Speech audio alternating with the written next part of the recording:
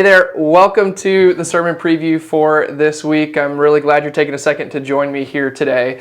Now, before we jump into talking about our passage, I just want to take a minute and say thank you to all of those that were praying and supporting my family in the loss of my father.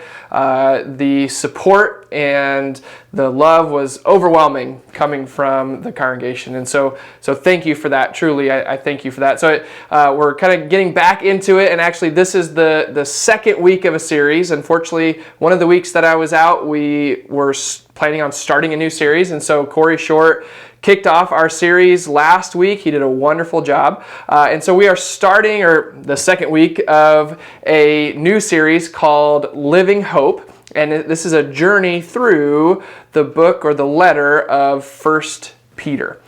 So it's this idea that Jesus is our living hope, that we can look to Him for the hope that we need in this life. We can look to Him to know how to live. Right? And so this week, we're going to look at 1 Peter chapter 1, verses 13 through 25. So the second part of chapter 1. And in this passage, we see that in its entirety, that it is a call to personal holiness. Now you might think, what in the world?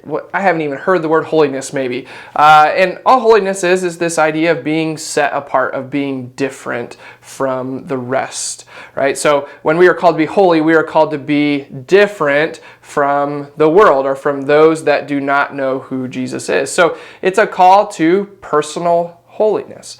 Now, there's a lot of different things within this passage that talk about holiness. That we see the reference of you shall be holy, for I am holy. So this is God saying He is holy. So then, because of that, we should be holy, right? So, and we'll talk all about what does that mean. What does it mean for us to be holy, to live lives that are holy, right? So we have to understand what the word holiness means. We have to understand what that looks like in our lives. There's this call to be holy. There's reasons why we should be holy, and then there's ways that we should live that out in how to be holy. And so a lot of really great things in this passage. It's a really deep passage, and so I'm really excited to dig deeper into it. And so maybe a question or a thought for you to reflect on is simply, what does it mean for you to live personal holiness?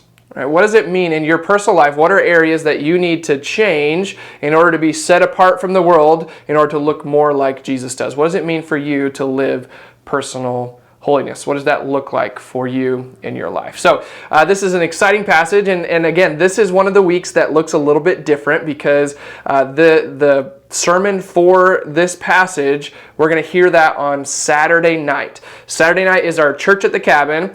August 12th is our Church at the Cabin, and we will be back there about 4 o'clock is when things start. We've got yard games, we've got like a scavenger hunt type of thing for kids and adults who want to. It's going to be a lot of fun. Around 4:30, 4:45 or so, we'll get food going.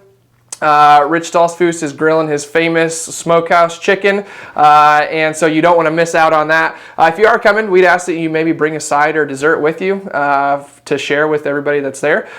Bring some yard games, bring a lawn chair. It's going to be a wonderful time. The Church at the Cabin they're great times for fellowship, great times for food, to get to know people that maybe you don't know in the church quite as well, but then it's also a wonderful time to worship our God in a different setting that's not in our sanctuary as we normally are. So it changes things up a little bit. It's a little bit more of a casual time. So really looking forward to it. I really hope to see you Saturday night. But then we also have an opportunity to worship on Sunday morning. Whether you can't make it on Saturday night, or even better, come to both. Sunday morning is a time, it's normal 9:15, that we will get together, and there's worship. There is scripture reading, and then there's just some time of reflection and prayer. And so it's more of a reflective type of service, and so it gives you an entirely new way, new process in worshiping God. So really encourage you to come on Sunday morning as well if you are able. So a full weekend, Church at the Cabin on Saturday night. Starts at 4 o'clock. 6 o'clock is when the worship will start. And then Sunday morning, we'll still have a service here at 9:15, but it's going to be a little bit more reflective. So encourage you to dig deep into this passage.